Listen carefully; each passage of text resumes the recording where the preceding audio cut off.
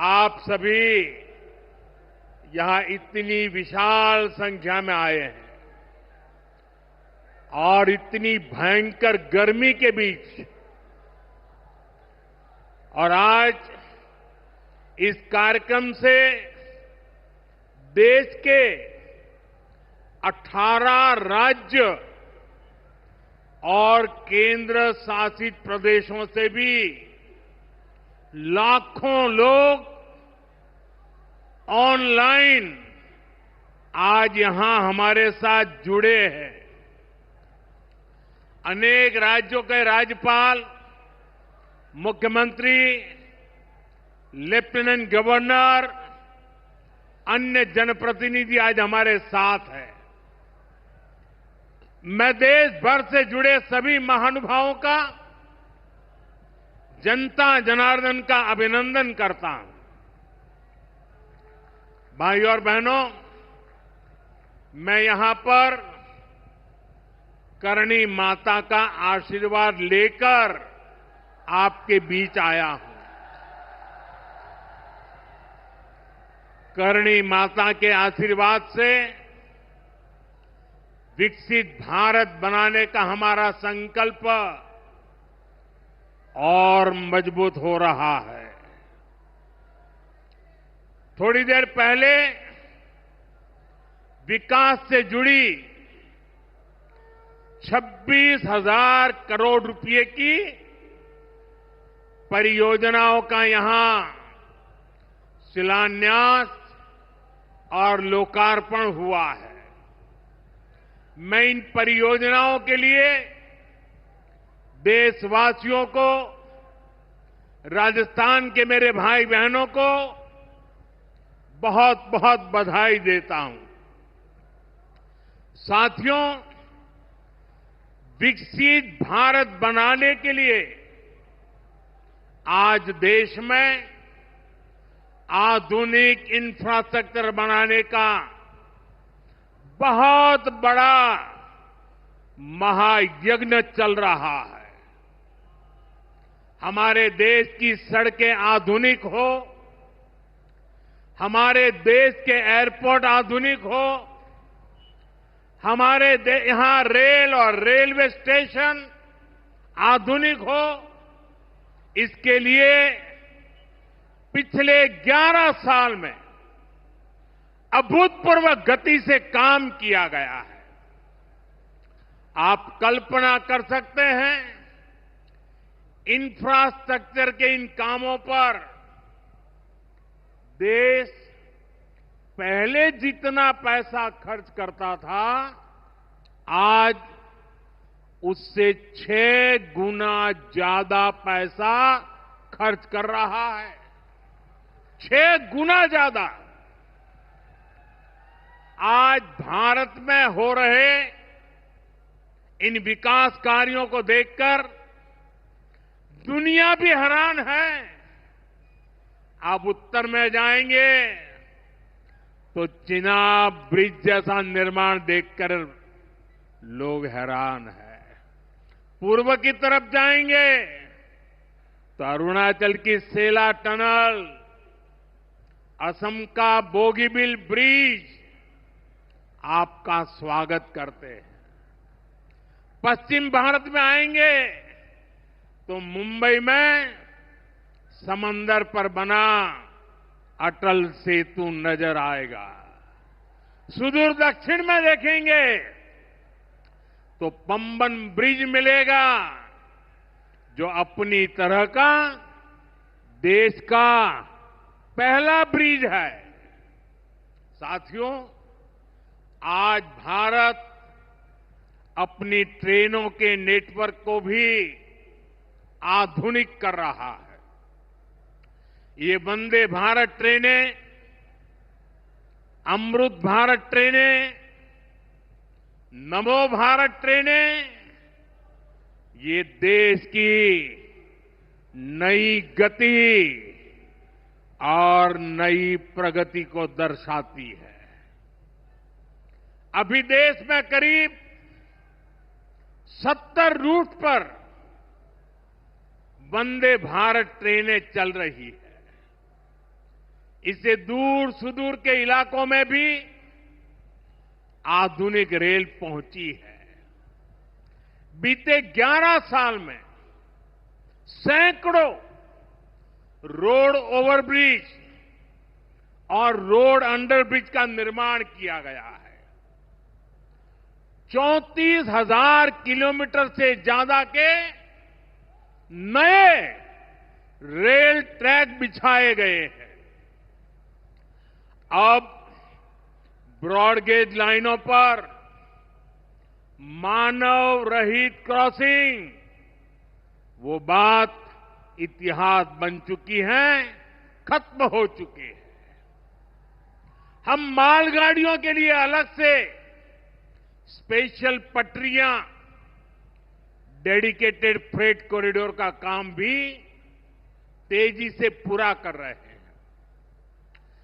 देश के पहले बुलेट ट्रेन प्रोजेक्ट पर काम चल रहा है और इन सबके साथ ही हम एक साथ देश के करीब 1300 से अधिक रेलवे स्टेशनों को भी आधुनिक बना रहे हैं। साथियों, आधुनिक हो रहे इन रेलवे स्टेशनों को देश ने अमृत भारत स्टेशन का नाम दिया है। आज इनमें से 100 से अधिक अमृत भारत स्टेशन बनकर के तैयार हो गए।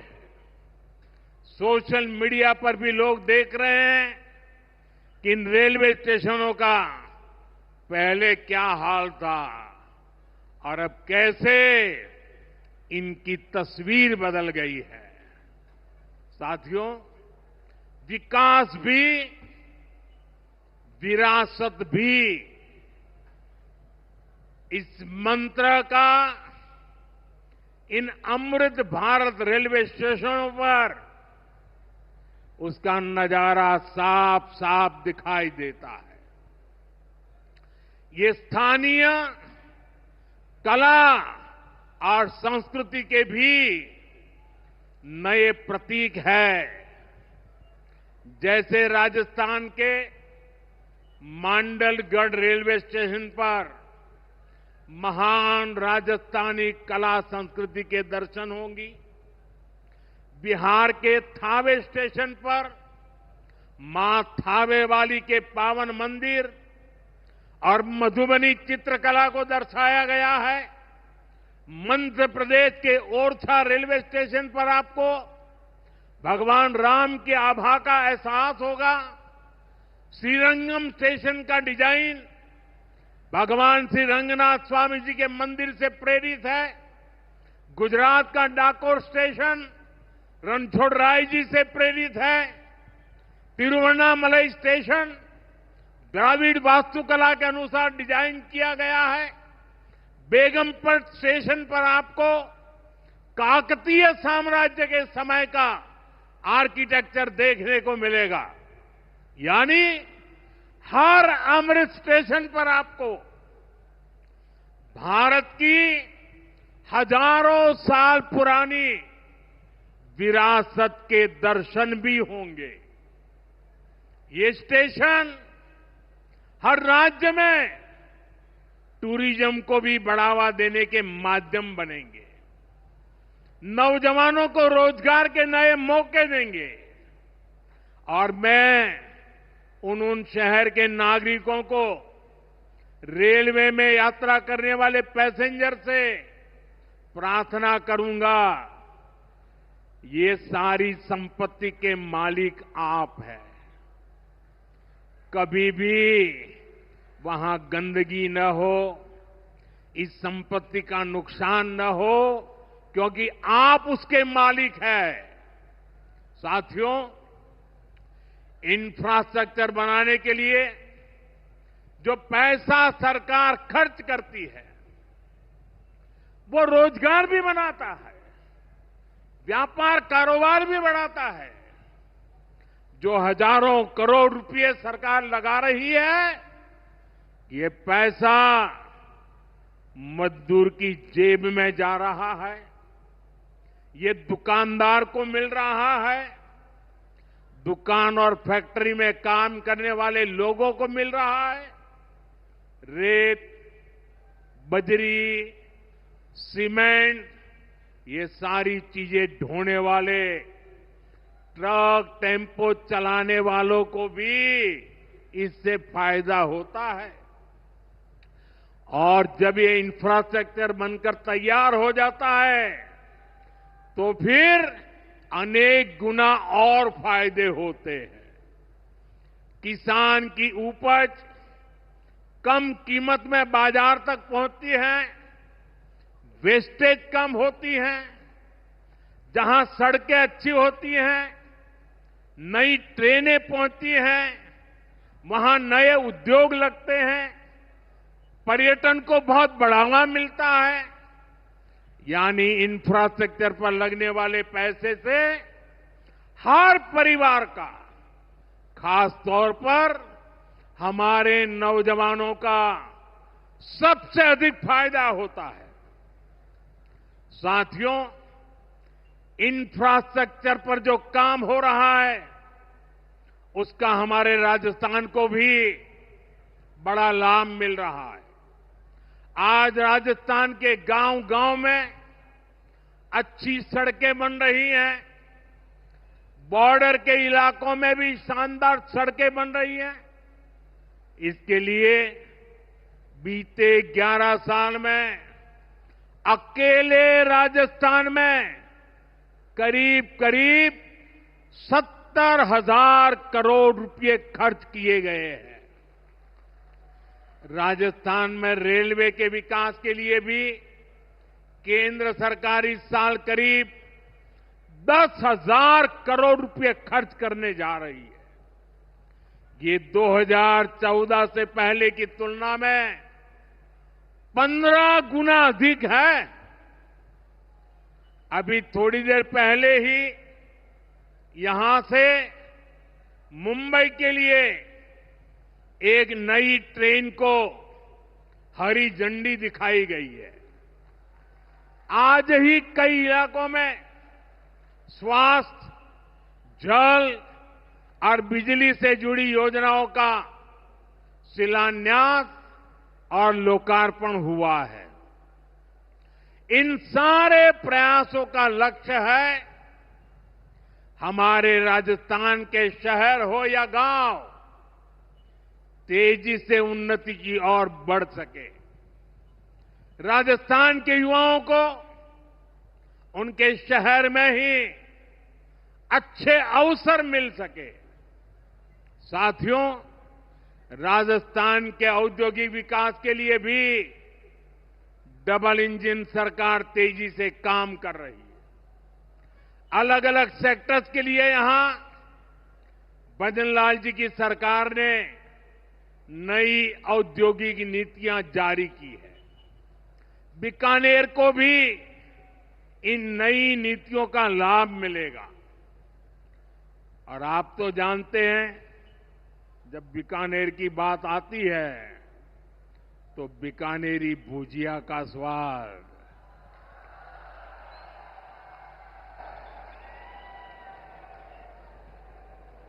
और बीकानेरी रसगुल्लों की मिठास,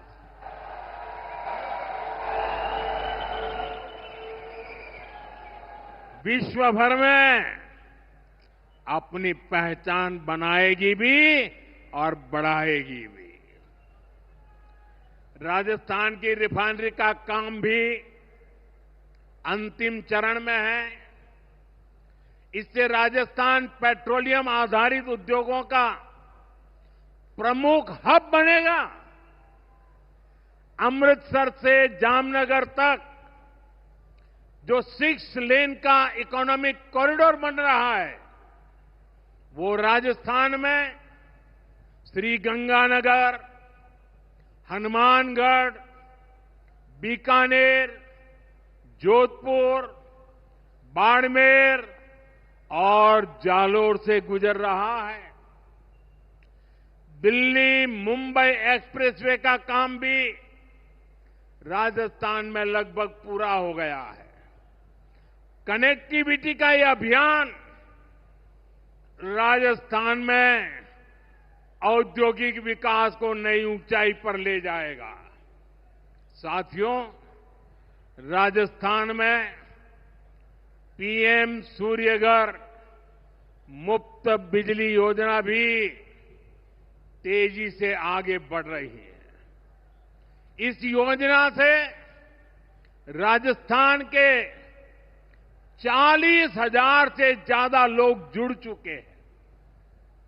इससे लोगों का बिजली बिल 0 हुआ है और लोगों को सोलर बिजली पैदा करके कमाई का नया रास्ता भी मिला है। आज यहां बिजली से जुड़े कई प्रोजेक्ट का शिलान्यास और लोकार्पण हुआ है। इनसे भी राजस्थान को और ज्यादा बिजली मिलेगी। बिजली का बढ़ता उत्पादन भी राजस्थान में औद्योगिक विकास को नई गति दे रहा है। साथियों, राजस्थान की ये भूमि रेत के मैदान में हरियाली लाने वाले महाराजा गंगा सिंह जी की भूमि है। हमारे लिए पानी का क्या महत्व है, यह इस क्षेत्र से बेहतर भला कौन जानता है। हमारे बीकानेर, श्रीगंगानगर, हनुमानगढ़, पश्चिम राजस्थान के ऐसे अनेक क्षेत्रों के विकास में पानी का बहुत बड़ा महत्व है। इसलिए एक तरफ हम सिंचाई परियोजनाओं को पूरा कर रहे हैं और साथ ही नदियों को जोड़ रहे हैं। पार्वती, काली सिंध, चंबल लिंक परियोजना से राजस्थान के अनेक जिलों को लाभ होगा। यहां की धरती, यहां के किसानों को फायदा होगा। साथियों,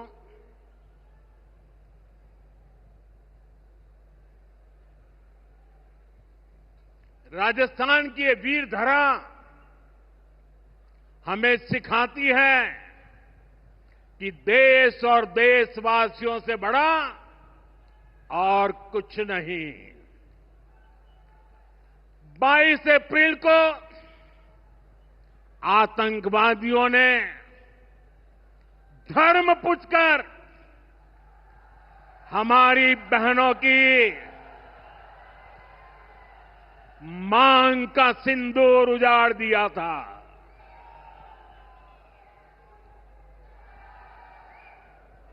वो गोलियां पहलगाम में चली थी, लेकिन उन गोलियों से 140 करोड़ देशवासियों का सीना छलनी हुआ था।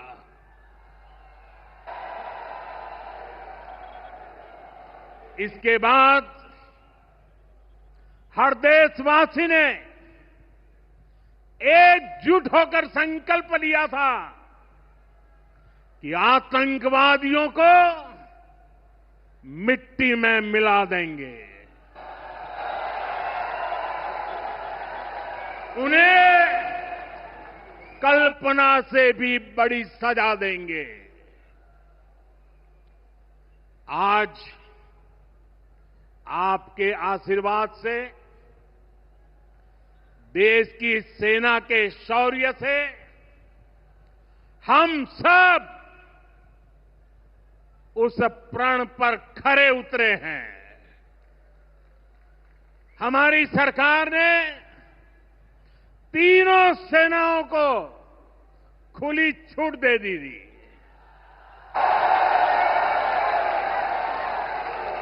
और तीनों सेनाओं ने मिलकर ऐसा चक्रव्यूह रचा कि पाकिस्तान को घुटने टेकने के लिए मजबूर कर दिया।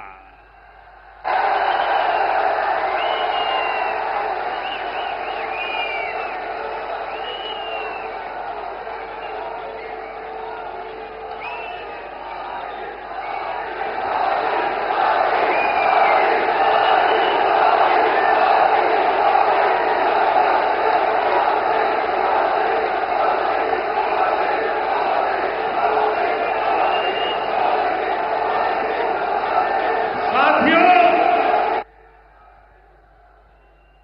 22 तारीख के हमले के जवाब में हमने 22 मिनट में आतंकियों के 9 सबसे बड़े ठिकाने तबाह कर दिए।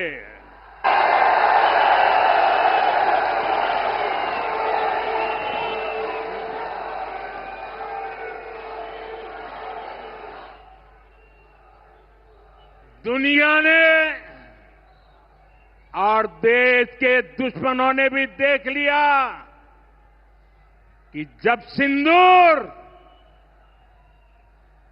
सिंदूर बारूद बन जाता है तो नतीजा क्या होता है।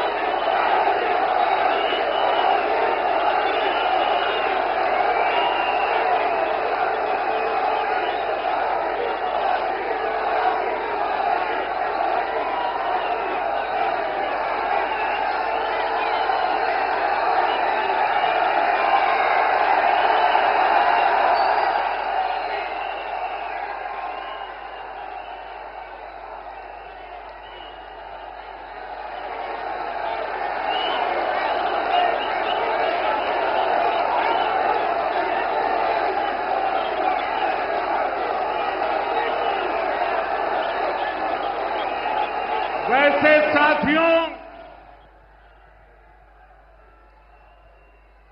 ये संयोग ही है। 5 साल पहले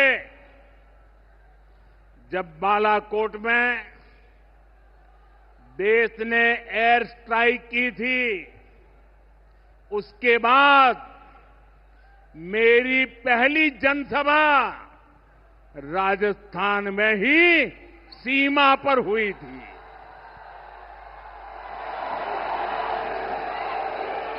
वीर भूमि का ही यह तप है कि ऐसा संयोग बन जाता है।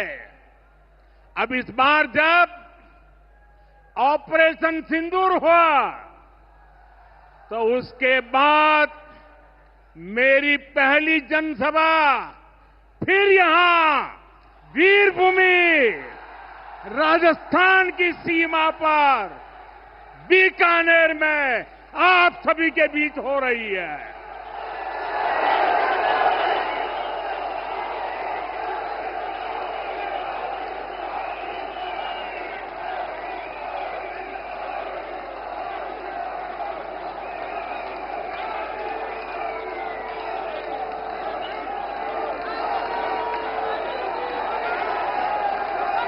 साथियों,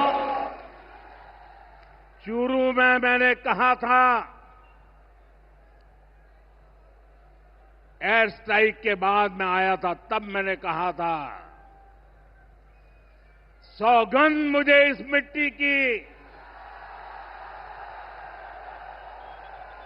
मैं देश नहीं मिटने दूंगा। मैं देश नहीं झुकने दूंगा।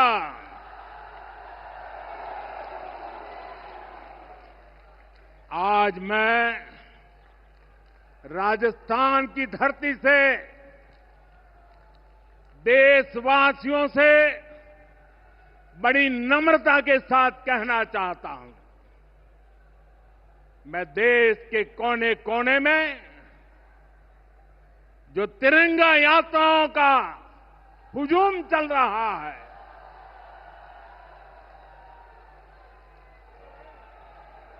मैं देशवासियों से कहता हूं,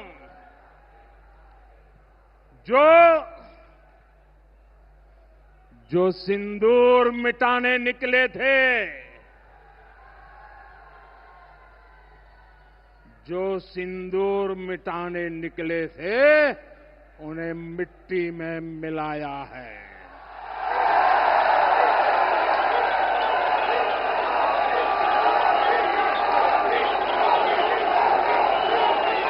जो हिंदुस्तान का लहू बहाते थे, जो हिंदुस्तान का लहू बहाते थे, आज कतरे कतरे का हिसाब चुकाया है।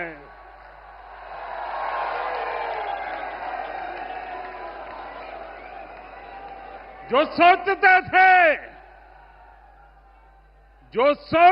थे भारत चुप रहेगा, आज वो घरों में डूब डूब के पड़े हैं।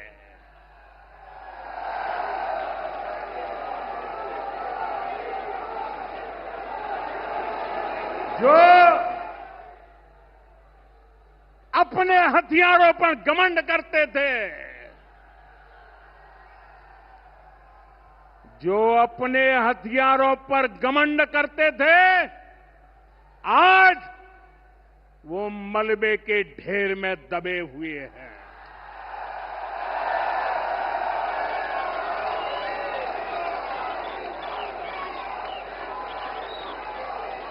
मेरे प्यारे देशवासियों, ये शोध प्रतिशोध का खेल नहीं, ये शोध प्रतिशोध का खेल नहीं, ये न्याय का नया स्वरूप है।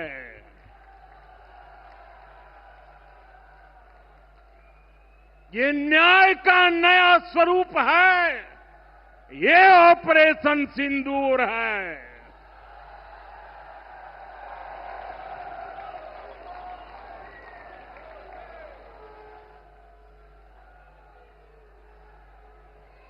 ये सिर्फ आक्रोश नहीं है, ये सिर्फ आक्रोश नहीं है, ये समर्थ भारत का रौद्र रूप है। ये भारत का नया स्वरूप है।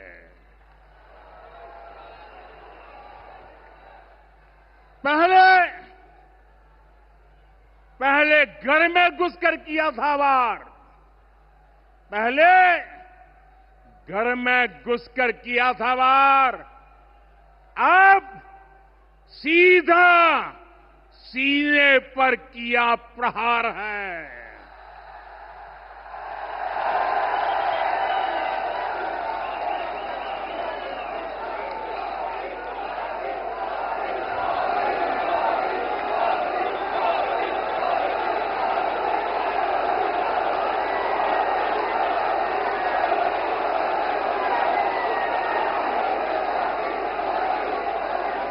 आतंक का फन कुचलने की,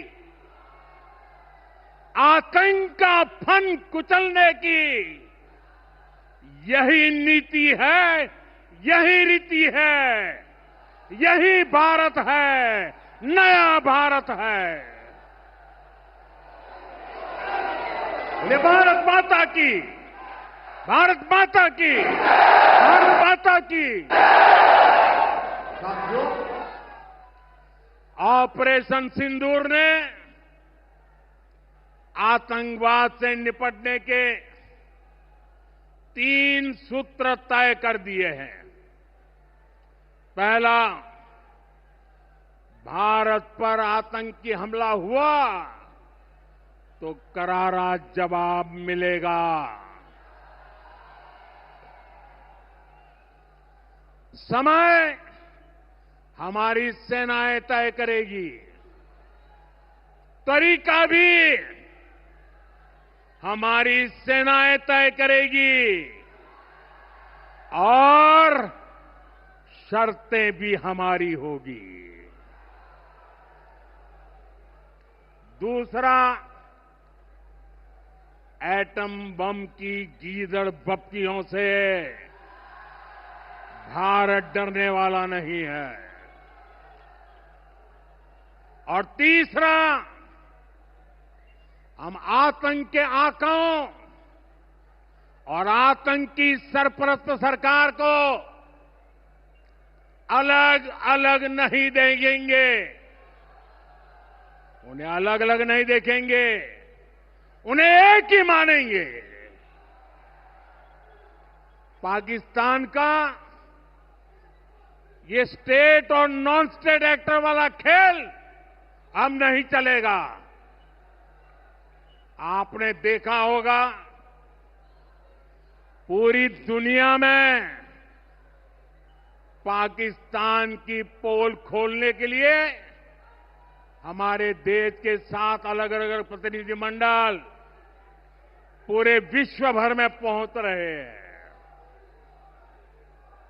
और इसमें देश के सभी राजनीतिक दलों के लोग हैं, विदेश नीति के जानकार हैं, गणमान्य नागरिक हैं।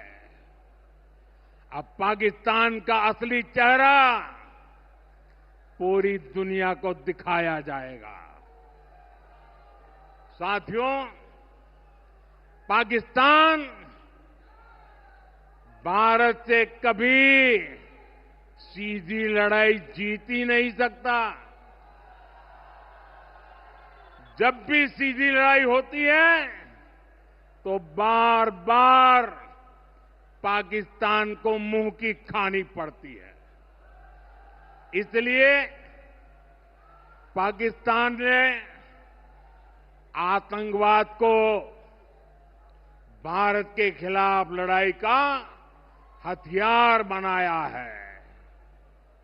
आजादी के बाद पिछले कई दशकों से यही चला आ रहा था। पाकिस्तान आतंक फैलाता था, निर्दोष लोगों की हत्याएं करता था, भारत में डर का माहौल बनाता था। लेकिन पाकिस्तान एक बात भूल गया, अब मां भारती का सेवक मोदी यहां सीना तान कर खड़ा है।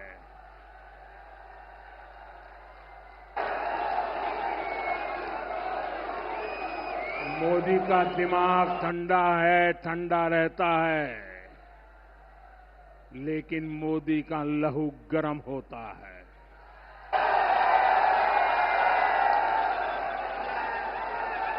और अब तो मोदी की नसों में लहू नहीं, गरम सिंदूर बह रहा है।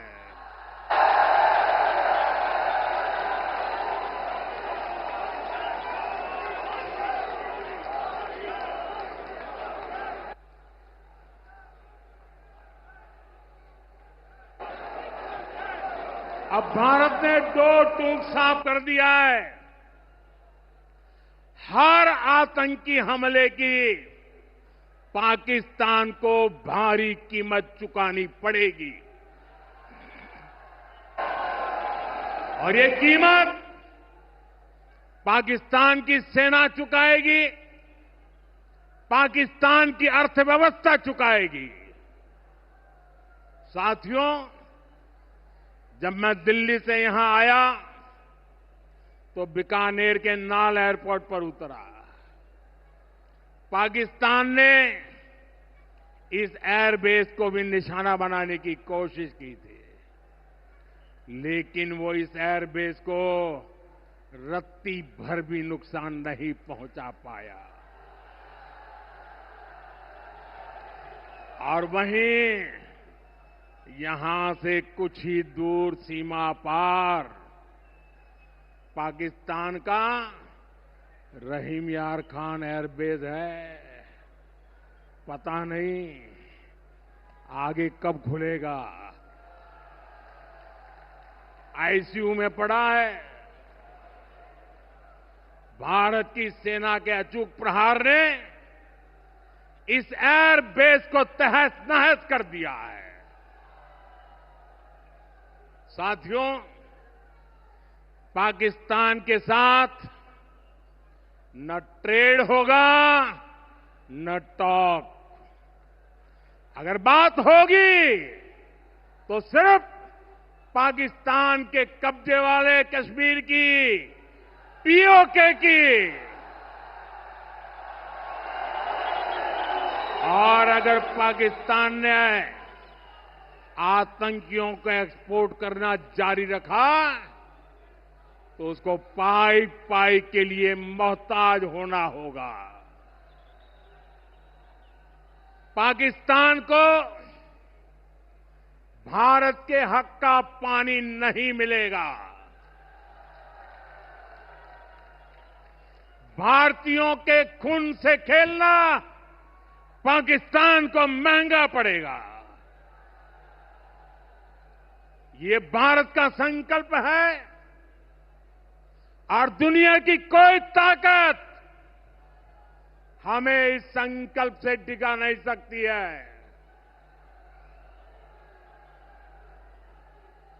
भाइयों और बहनों, विकसित भारत के निर्माण के लिए सुरक्षा और समृद्धि दोनों जरूरी है।